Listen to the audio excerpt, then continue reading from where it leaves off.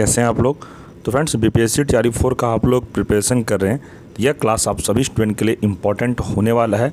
यह क्लास आप अच्छे से अगर देख लेते हैं तो इंडियन ज्योग्राफी में आपका इस चैप्टर से जितने भी प्रश्न एग्जाम में बनेंगे एक भी प्रश्न नहीं छूटेगा। ठीक है, आज के क्लास से आपको कम से कम 6 से 7 प्रश्न एग्जाम में देखने को मिलेगा। अगर पिछला तैयारी देखा जाए तो यहाँ से 4 से 5 प्रश्न पूछा गया था। हम लोग इंडियन ज्योग्राफी में घटना चक्र प्रीवियस ईयर एमसीक्यू को पढ़ रहे थे, जो कि काफ़ी इम्पॉर्टेंट है और जितने भी इस चैप्टर से प्रश्न बनने वाले हैं सभी को हम लोग इस वीडियो में डिस्कस करेंगे। अभी तक जितने भी एग्ज़ाम हुए हैं बीपीएससी के, सारे बीपीएससी के प्रीवियस ईयर एमसीक्यू हम लोग डिस्कस कर रहे थे। अभी तक हम लोगों ने 2 चैप्टर कंप्लीट कर लिया है इंडियन ज्योग्राफी में।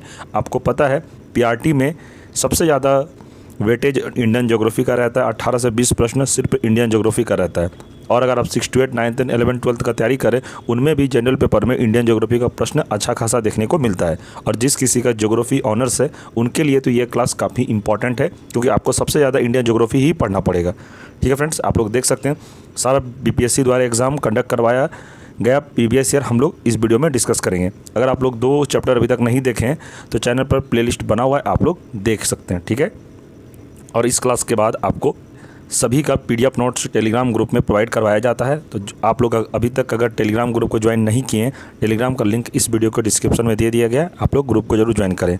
तो ठीक है फ्रेंड्स, यह वीडियो आपको अच्छा लगे तो लाइक ज़रूर करें और कमेंट ज़्यादा से ज़्यादा करें। अगर चैनल पर कोई नए हैं, चैनल को सब्सक्राइब जरूर कर दें, ताकि टीआरई 4 से संबंधित जितने भी एग्ज़ाम का क्लास में आपको करवाऊँ तो सबसे पहले नोटिफिकेशन आपको मिले। आप कोई भी एग्ज़ाम का तैयारी कर रहे हैं, सभी के लिए इंडियन ज्योग्राफी पढ़ना अनिवार्य है। इसलिए मैं चैप्टर वाइज आपको पढ़ा रहा हूं, ताकि आपको जिस चैप्टर में दिक्कत हो आप उस चैप्टर को ओपन करके पढ़ सकते हैं और यहीं से आपको प्रश्न देखने को मिलेगा। तो ठीक है फ्रेंड्स, चलिए शुरू करते हैं। तो चैप्टर का नाम है अपवाह तंत्र, प्रमुख घाटियाँ, प्रपात एवं झीलें। ठीक है, पहला प्रश्न है इसमें, प्राचीन काल में गंगा के दक्षिण क्षेत्र को क्या कहा जाता था? प्राचीन काल में गंगा के दक्षिण क्षेत्र को क्या कहा जाता था? देख सकते हैं यह प्रश्न 68वां बीपीएससी प्री में यह प्रश्न को पूछा गया है। हम लोग इसका व्याख्या को पढ़ते हैं तभी आपको समझ में आएगा। प्राचीन काल में गंगा के दक्षिण क्षेत्र को मगध के नाम से जाना जाता था। देख सकते हैं इंपॉर्टेंट है। मगध प्राचीन भारत के 16 महानगरों में से एक था। आधुनिक पटना तथा गया जिला इसमें शामिल थे। इसकी राजधानी गिरिब्रज बाद में पाटलिपुत्रा थी। मगध का सर्वप्रथम उल्लेख अथर्ववेद में मिलता है। तो ठीक है, आप लोग देख लिए, प्राचीन काल में गंगा के दक्षिण क्षेत्र को मगध के नाम से जाना जाता था। इस प्रश्न का सही उत्तर मगध है। ठीक है, आप याद रखिएगा इस प्रश्न को। आगे प्रश्न है, अटक में अपनी पहाड़ी यात्रा के अंत में सिंधु नदी अफगानिस्तान के किस नदी से जुड़ती है? तो किस नदी से जुड़ती है? तो काबुल नदी से यह जुड़ती है। देख सकते हैं यह प्रश्न भी 68वां बीपीएससी प्री में पूछा गया है। सॉल्यूशन देखते हैं। विश्व की सबसे बड़ी नदी द्रोणिया में से एक सिंधु नदी का उद्गम तिब्बत में कैलाश पर्वत श्रेणी में बोखर चूचिमानी के निकट से होता है,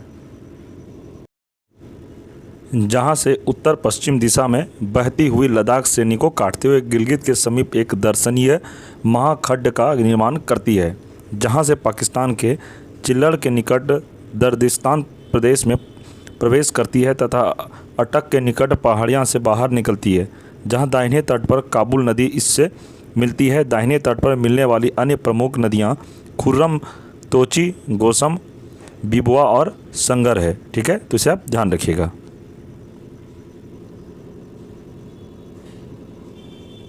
आगे प्रश्न है, पांगोंग झील में है। पांगोंग झील में है तो क्या है? देख सकते हैं प्रश्न बीपीएससी में पूछा गया प्रश्न है, तो इसका राइट आंसर हो जाएगा ऑप्शन सी, लद्दाख केंद्र शासित प्रदेश। ठीक है, इसका हम लोग व्याख्या पढ़ते हैं। पैंगोंग झील लद्दाख केंद्र शासित प्रदेश में स्थित है।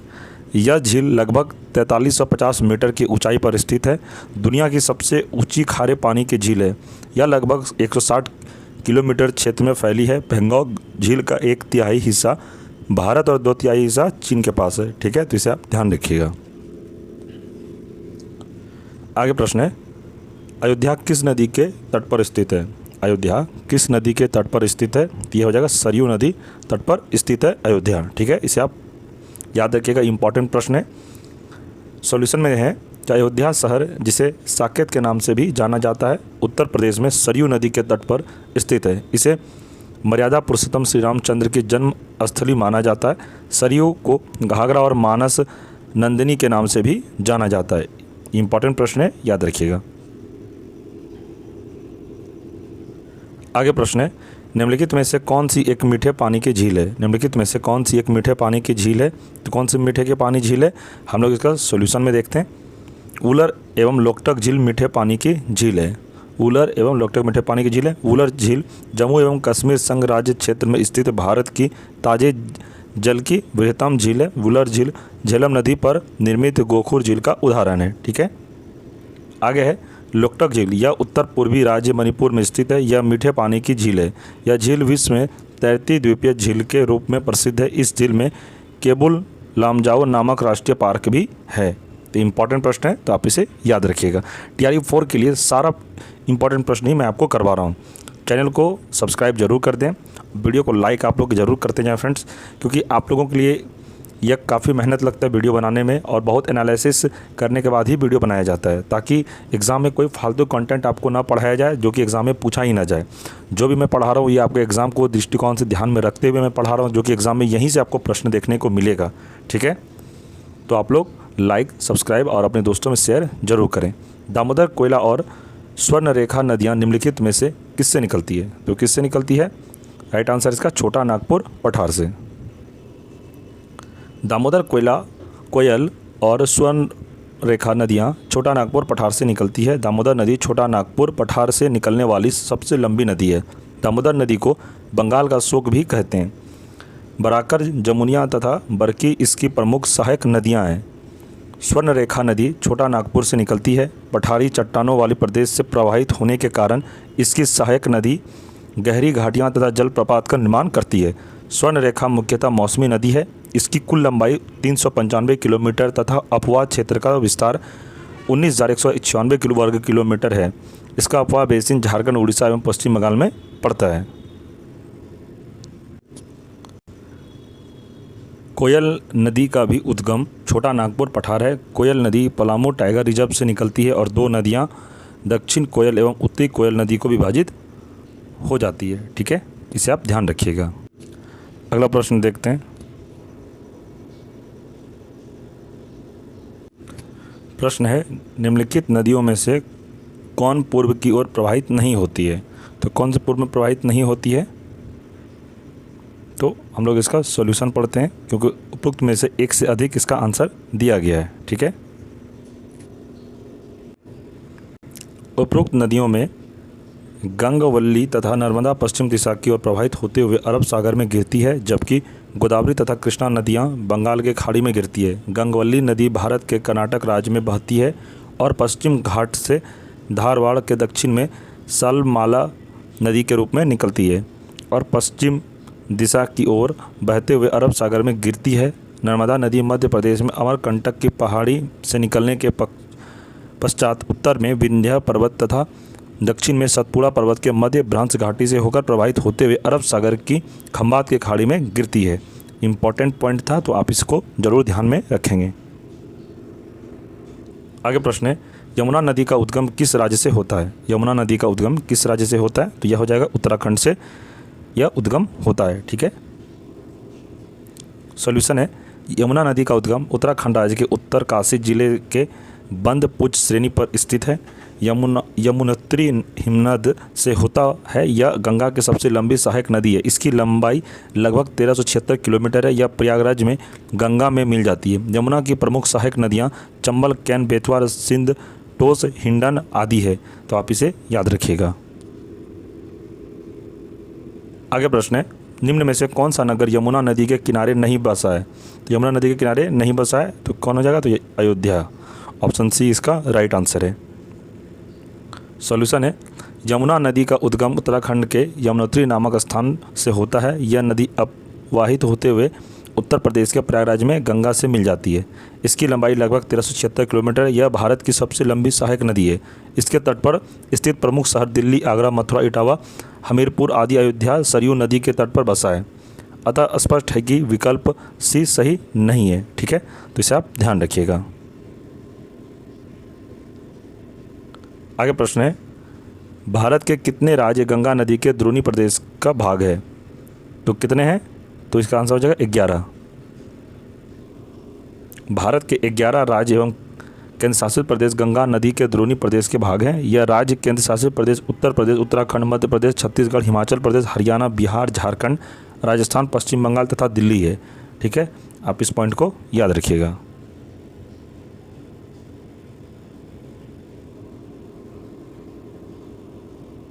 आगे प्रश्न है, निम्नलिखित नदी द्रोणी में किसका क्षेत्र सबसे कम है? तो सबसे किसका कम है क्षेत्र? तो राइट आंसर हो जाएगा ब्राह्मणी। ठीक है,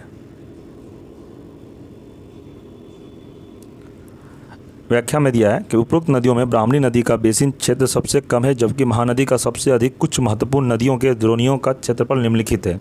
तो ब्राह्मणी नदी का है 39,033 किलोमीटर, तापी नदी का है 65,145 किलोमीटर, कावेरी नदी 81,155 किलोमीटर और महानदी का है 1,41,589 वर्ग किलोमीटर है। ठीक है, तो आप इसे ध्यान रखिएगा। आगे प्रश्न है, भारत में चंद्र और भागा नदियाँ किस क्षेत्र में बहती है? तो किस क्षेत्र में बहती है? तो लाहौल में बहती है। ठीक है, ये बीपीएससी प्री 66वां में पूछा गया था। भागा नदी का उद्गम लाहौल घाटी से होता है। इसी प्रकार चंद्र नदी हिमाचल प्रदेश के लाहौल स्पीति जिले से उद्गमित होती है। ये दोनों नदियां हिमाचल प्रदेश के केलोंग के निकट ताड़ी में आपस में मिलती है। ठीक है, आगे प्रश्न है, खंबात क्षेत्र किस राज्य में स्थित है? खंबात क्षेत्र किस राज्य में स्थित है? दिया जाएगा गुजरात में स्थित है। व्याख्या दिया है, खंबात क्षेत्र गुजरात राज्य में स्थित है। साबरमती, नर्मदा, ताप्ती तथा माही नदियां अपना मुहाना खंबात के खाड़ी में बनाती है। मरीन नेशनल पार्क गुजरात के कच्छ की खाड़ी में स्थित है। ठीक है, आप इसे ध्यान रखिएगा। नेक्स्ट है, जास्कर और सियोक किस नदी की सहायक नदियां हैं? जास्कर और सियोक किस नदी की सहायक नदियां हैं? तो ये हो जाएगा सिंधु की। ठीक है, याद रखिएगा इसको। व्याख्या पढ़ते हैं, जास्कर, सियोक, कुरम, स्वात आदि सिंधु की सहायक नदियां हैं। सिंधु नदी का उद्गम तिब्बत के मानसरोवर के निकट से होता है। सिंधु नदी के बाईं ओर से मिलने वाली नदियों में सतलज, व्यास, रावी, चेनाब और झेलम सबसे प्रमुख है। ये पांचों नदियां संयुक्त रूप से सिंधु नदी की मुख्य धारा में मिठानकोट में मिलती है। सिंधु नदी अपना मुहाना अरब सागर में बनाती है। इसे आप ध्यान रखिएगा। आगे प्रश्न है, पेंगोंग झील में है। पेंगोंग झील में है तो कहाँ है? तो लद्दाख केंद्र शासित प्रदेश में। ठीक है, आप इसे ध्यान रखिएगा। व्याख्या है, पेंगोंग झील लद्दाख केंद्र शासित प्रदेश में स्थित है। यह लद्दाख हिमालय में 4350 मीटर से अधिक की ऊंचाई पर स्थित एक लंबी, संकरी, गहरी एंडोफिंक झील है। इसका जल खारा होने के कारण इसमें मछली या अन्य कोई जलीय जीवन नहीं है, परंतु यह प्रवासी पक्षियों के लिए एक महत्वपूर्ण प्रजनन स्थल है। ठीक है, तो आप इसे ध्यान रखिएगा। नेक्स्ट प्रश्न देखते हैं। प्रश्न है, गंगा सागर है। गंगा सागर एक तीर्थ क्षेत्र है। ठीक है, आप इसे याद रखिएगा। व्याख्या में दिया गया है, गंगा सागर हिंदुओं का एक तीर्थ स्थल है जो पश्चिम बंगाल के 24 परगना जिले में स्थित है। यहाँ प्रतिवर्ष लगने वाला मकर संक्रांति का मेला विश्व प्रसिद्ध है। यह स्थान गंगा नदी का अपतटीय सागर भी है, जो कि बंगाल की खाड़ी के महाद्वीपीय मग्न तट पर स्थित है। इसलिए इसका उत्तर बी और सी दोनों सही होना चाहिए, लेकिन आयोग द्वारा इस प्रश्न का सही उत्तर बी माना गया है, तो आप इसे याद रखें। ठीक है, अगला प्रश्न है, निम्न में से किस स्थान पर कोसी नदी गंगा नदी से मिलती है? कोसी नदी गंगा नदी से मिलती है, तो राइट आंसर हो जाएगा कुर्सेला। ठीक है, कोसी नदी कुर्सेला में गंगा नदी से मिलती है। कोसी नदी को बिहार का अभिशाप यानी शोक भी कहा जाता है। इसमें आने वाली बाढ़ बिहार में अत्यधिक तबाही मचाती है। ठीक है, ये बिहार से संबंधित प्रश्न है। हो सकता है आपके TRE 4 में 100% यही प्रश्न को पूछा जाए, तो आप इसे याद रखिएगा। आगे प्रश्न है, भारत की निम्नलिखित बड़ी नदी द्रोणियों में से क्षेत्र की दृष्टि से सबसे छोटी नदी द्रोणी कौन सी है? तो कौन सी है? तो साबरमती है। ठीक है, ऑप्शन ए इसका राइट आंसर होगा। व्याख्या है, प्रश्नगत दी गई नदियों की नदी द्रोणियाँ निम्नलिखित है। पहला है साबरमती नदी द्रोणी 21,674 किलोमीटर, महानदी द्रोणी 34,842, ब्राह्मणी नदी 39,033 किलोमीटर और पेन्नार नदी द्रोणी 55,213 किलोमीटर। ठीक है, तो आप इसे याद रखिएगा।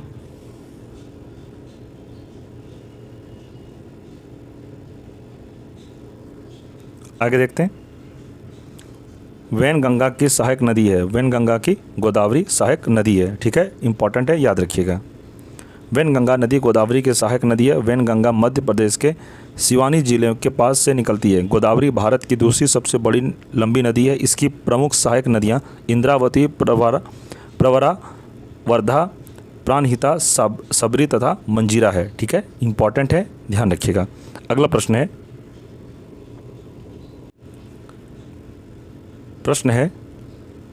कौन सी नदी गुजरात की आस कहलाती है? कौन सी नदी गुजरात की आस कहलाती है? तो यह नर्मदा कहलाती है। ठीक है, व्याख्या में पढ़ते हैं कि नर्मदा नदी गुजरात की आस कही जाती है। नर्मदा नदी मध्य प्रदेश में अमरकंटक नामक पहाड़ी से निकलकर गुजरात में बड़ौज के दक्षिण में अरब सागर में मिल जाती है। इसका अपवाद क्षेत्र 98,796 वर्ग किलोमीटर है, जिसका 87% जल मध्य प्रदेश में, 11.5% गुजरात में तथा 1.5% महाराष्ट्र में बहती है। इस नदी के उत्तर में विंध्याचल पर्वत तथा दक्षिण में सतपुड़ा पर्वत स्थित है। ठीक है, आप इसे ध्यान रखिएगा। अगला देखते हैं, कौन सा नदी तंत्र सर्वाधिक पुराना है? कौन सा नदी तंत्र सर्वाधिक पुराना है? तो यह इंडो ब्रह्मा। ठीक है, याद रखिएगा। व्याख्या दिया है, हिमालयी नदी तंत्र में इंडो ब्रह्मा नदी तंत्र सर्वाधिक पुराना है, जो प्राचीन समय में असम से पंजाब तक बहती थी। बाद में प्लेस्टोसिन युग में पोटवार पठार के उत्थान के बाद यह तंत्र छिन्न भिन्न होकर के 3 नदी तंत्रों में बट गया। ठीक है, याद रखिएगा। आगे है, कावेरी नदी की कुल लंबाई क्या है? कावेरी नदी की कुल लंबाई क्या है? तो 802 किलोमीटर है कावेरी नदी की कुल लंबाई। ठीक है, व्याख्या में भी पढ़ते हैं। कावेरी नदी की कुल लंबाई 802 किलोमीटर है। यह कर्नाटक के कोडागु जिले में स्थित है। ब्रह्मगिरी पहाड़ी से निकलकर बंगाल की खाड़ी में समाप्त होती है। शिवसमुद्रम जलप्रपात इसी नदी पर स्थित है। ठीक है, ध्यान रखिएगा। आगे प्रश्न है, किस नदी पर शिवसमुद्रम जलप्रपात अवस्थित है? यह जगह कावेरी। ठीक है, याद रखिएगा। आगे प्रश्न है, अमरकंटक उद्गम स्थल है। अमरकंटक उद्गम स्थल है, तो हम लोग व्याख्या पढ़ते हैं क्योंकि आंसर में इसका स्टार दिया गया है। हो सकता है इसमें एक से अधिक आंसर हो, क्योंकि आयोग द्वारा आंसर जो माना जाता है वही सही होता है। मैकाल श्रेणी के अंतर्गत अमरकंटक से उद्गमित होने वाली नदियों में सोन एवं नर्मदा नदी प्रमुख है, जबकि महानदी का उद्गम छत्तीसगढ़ राज्य के धमतरी जिले से होता है। कुछ स्रोतों में सोन, नर्मदा एवं महानदी का उद्गम अमरकंटक पठार को दिखाया गया है, जो कि असत्य है। बिहार लोक सेवा आयोग ने इस प्रश्न का सही उत्तर विकल्प ए माना गया है। तो इसका विकल्प ए माना गया, यानी कि सोन, नर्मदा एवं महानदी का। ठीक है, तो इम्पॉर्टेंट है, याद रखिएगा, क्योंकि जो आयोग मानेगा वही आपको याद रखना पड़ेगा। ठीक है,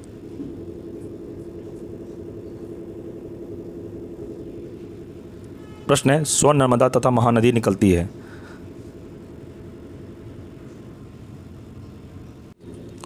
इसका राइट आंसर क्या होगा? ऑप्शन बी, अमरकंटक से। ठीक है, सोन, नर्मदा महानदी निकलती है अमरकंटक से। ऑप्शन बी इसका राइट आंसर होगा।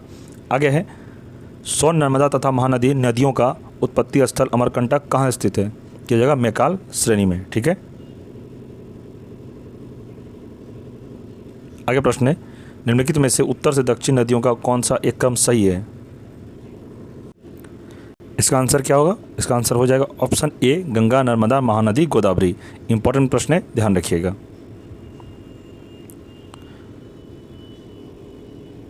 अगला प्रश्न है, भारत में सबसे विस्तृत क्षेत्र वाला अपवाह तंत्र है, तो कौन सा है? तो गंगा नदी तंत्र। इंपॉर्टेंट है, याद रखिएगा।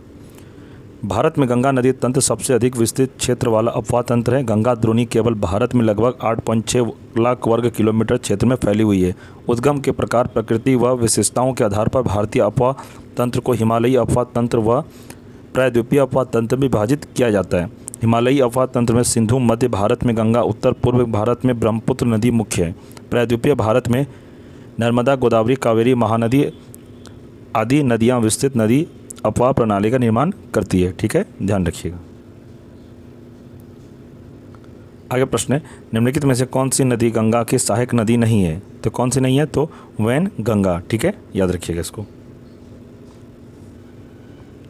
आगे प्रश्न है, पुनपुन, सोन, फल्गु और सकरी नदियों का पश्चिम से पूर्व दिशा में सही क्रम क्या है? सही क्रम है सोन, पुनपुन, फल्गु, सकरी, ठीक है, ध्यान रखिएगा। बिहार में प्रवाहित प्रश्नगत नदियों का पश्चिम से पूर्व की ओर दिशा के अनुसार इस प्रकार है, सोन, पुनपुन, फल्गु, सकरी। ये याद रखिए क्योंकि दिशा के प्रकार से संबंधित क्रम के अनुसार ये प्रश्न को पूछा जा सकता है, ठीक है। आगे प्रश्न है, निम्नलिखित में से कौन सी नदी फतुहा के पास गंगा में मिलती है? तो कौन सी नदी मिलती है? तो यह पुनपुन नदी मिलती है, ठीक है। पुनपुन नदी बिहार की राजधानी पटना में स्थित है, फतुहा के पास गंगा में मिलती है। इंपॉर्टेंट प्रश्न है, याद रखिएगा। आगे है, निम्नलिखित नगरों में अलकनंदा एवं भागीरथी कहाँ मिलकर गंगा नदी बनाती है? कहाँ बनाती है? तो देवप्रयाग में, ठीक है, याद रखिएगा। आगे दिया है, अलकनंदा एवं भागीरथी नदियाँ देवप्रयाग में मिलकर गंगा नदी नाम से प्रवाहित होती है। रुद्रप्रयाग में मंदाकिनी एवं अलकनंदा नदियाँ मिलती है। उत्तराखंड के पंचप्रयाग और प्रसिद्ध बद्रीनाथ अलकनंदा नदी के तट पर स्थित है, ठीक है, तो याद रखिएगा इसको। आगे प्रश्न है, तेल नदी निम्नलिखित नदियों में से किसकी सहायक नदी है? तो किसकी सहायक नदी है? तो ऑप्शन ई इसका आंसर दिया गया है, लेकिन हम लोग व्याख्या में पढ़ते हैं कि आयोग ने इसका क्या आंसर माना है, ठीक है। तेल नदी महानदी की सहायक नदी है। महानदी की अन्य सहायक नदियों में वैतरणी, ब्राह्मणी, शिवनाथ, जौक, हसदो, मांड आदि प्रमुख है, ठीक है, तो याद रखिएगा इसको। आगे दिया है, निम्नलिखित में से कौन सी नदियाँ बंगाल की खाड़ी में गिरती है? निम्नलिखित में से कौन सी नदियाँ बंगाल की खाड़ी में गिरती है? तो कौन सी गिरती? ए और बी दोनों, यानी कि गंगा, ब्रह्मपुत्र तथा गोदावरी, महानदी, कृष्णा तथा कावेरी, ठीक है। ये इंपॉर्टेंट प्रश्न है, याद रखिएगा। व्याख्या में दिया है, गंगा, ब्रह्मपुत्र, गोदावरी, महानदी, कृष्णा और कावेरी नदियाँ बंगाल की खाड़ी में गिरती है, जबकि नर्मदा और ताप्ती खंबात की खाड़ी में तथा लूनी कच्छ का रन में गिरती है। इंपॉर्टेंट है, ध्यान रखिएगा। आगे प्रश्न है, भारत में यरलुंग जंगबो नदी किस नाम से जाना जाता है? तो किस नाम से जाना जाता है? तो यह ब्रह्मपुत्र के नाम से जाना जाता है। आगे है व्याख्या में इसी में कि भारत से होकर बहने वाली ब्रह्मपुत्र नदी तिब्बत में यरलुंग जंगबो या सांगपो नदी के नाम से जानी जाती है। ब्रह्मपुत्र की भारत में लंबाई 916 किलोमीटर है। बांग्लादेश की सीमा के अंदर इसे जमुना के नाम से भी जानी जाती है, ठीक है, इंपॉर्टेंट है, याद रखिएगा। आगे प्रश्न है, हिमालय काटकर एवं बहकर आने वाली नदियां हैं, तो कौन सी है? तो ब्रह्मपुत्र, सतलज, सिंधु है, ठीक है। व्याख्या दिया है, जब कोई नदी अपने मार्ग में आने वाली भौतिक बाधाओं को काटते हुए अपनी पुरानी घाटी में ही प्रवाहित होती है, उसे पूर्ववर्ती अफवाह कहते हैं। हिमालय से निकलने वाली सिंधु, सतलज, ब्रह्मपुत्र, भागीरथी, तीस्ता आदि नदियाँ पूर्ववर्ती अफवाह प्रतिरूप का निर्माण करती है, क्योंकि यह हिमालय काटकर एवं बहकर आने वाली नदियाँ हैं, ठीक है, इंपॉर्टेंट है, ध्यान रखिएगा। आगे प्रश्न है, मानस नदी किस नदी की उपनदी है? मानस नदी किस नदी की उपनदी है? तो यह जाएगा ब्रह्मपुत्र, ठीक है। व्याख्या दिया है, मानस नदी ब्रह्मपुत्र नदी की उपनदी है। मानस नदी का उद्गम तिब्बत हिमालय से होता है। यह भूटान की सबसे बड़ी नदी प्रणाली है, जो असम के जोगी गोपा नामक स्थल पर ब्रह्मपुत्र में मिल जाती है। इंपॉर्टेंट है, याद रखिएगा। आगे प्रश्न है, गंगा नदी के किनारे सबसे बड़ा शहर है। गंगा नदी के किनारे सबसे बड़ा शहर है, तो कौन सा है? तो यह कानपुर है। इंपॉर्टेंट प्रश्न है, ध्यान रखिएगा इसको। व्याख्या दिया है, गंगा नदी के किनारे बसा कानपुर सबसे बड़ा शहर है। कानपुर को पूर्व का मैनचेस्टर कहा जाता है। यहाँ का चमड़ा उद्योग भारत में प्रसिद्ध है, ठीक है। आगे प्रश्न है, निम्न नदियों में सबसे अधिक नदी पथ परिवर्तन क्या है? तो क्या है? तो कोसी नदी, ठीक है, इंपॉर्टेंट प्रश्न है, ध्यान रखिएगा। व्याख्या दिया गया है, कोसी गंगा की सहायक नदी है। इस नदी के अनेक बार मार्ग परिवर्तन ही है। इसे बिहार का शोक कहा जाता है, कोसी को, ठीक है। आपसे प्रश्न पूछा जाए एग्जाम में, तो बिहार का शोक किसे कहा जाता है? तो यह कोसी नदी को बिहार का शोक कहा जाता है। पटना के निकट यह गंगा से मिल जाती है। गंडक के मार्ग परिवर्तन के अनेक प्रमाण मिलते हैं। सोन नदी का उद्गम अमरकंटक पहाड़ियाँ में है। यह पटना के निकट गंगा में मिल जाती है। गंगा नदी उत्तरी भारत की प्रमुख नदी है। गंगा भागीरथी का उद्गम गंगोत्री हिमनद के गौमुख नामक स्थान से होता है। इंपॉर्टेंट व्याख्या, तो आप इसे ध्यान रखिएगा। आगे प्रश्न है, कौन सी नदी भ्रांस द्रोणी से होकर बहती है? तो कौन सी नदी भ्रांस नदी हो से बहती है? तो नर्मदा, ठीक है, याद रखिएगा। व्याख्या दिया है, नर्मदा ताप्ती भारत की ऐसी नदियां हैं जो भ्रांस नदियों में से होकर बहती है। नर्मदा नदी का उद्गम मैकाल पर्वत की अमरकंटक चोटी से होती है। यह नदी अपने मुहाने पर डेल्टा के बजाय एस्च्यूरी और निर्माण करती है। इस नदी पर जबलपुर के निकट धुआंधार जलप्रपात स्थित है। नर्मदा नदी भ्रांस घाटी क्षेत्र के साथ साथ प्रवाहित होती है। ठीक है, आप याद रखिएगा। आगे प्रश्न है, नर्मदा नदी का प्रवाह निर्धारित है। नर्मदा नदी का प्रवाह निर्धारित है तो भ्रांस घाटी क्षेत्र के साथ साथ। ठीक है, इंपॉर्टेंट है यह प्रश्न, आप याद रखिएगा। आगे दिया गया है, निम्नलिखित में कौन भूमि बंधित नदी है? तो कौन है? तो यह लूनी है। ठीक है,